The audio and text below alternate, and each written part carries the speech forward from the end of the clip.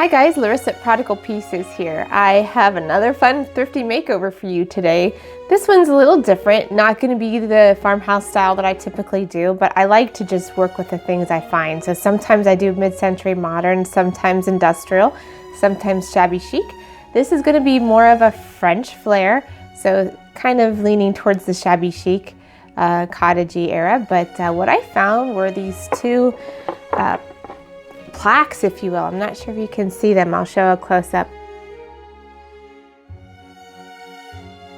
But this one here that has a little cherub, and this one here that has another design on it. But I thought these were perfect for recreating into something new. So I'm not going to really say a whole lot from here on out. I'm just going to show you the technique I'm going to do to create what I'm going to show you at the end and the end result. The full tutorial will be over on my blog, prodigalpieces.com.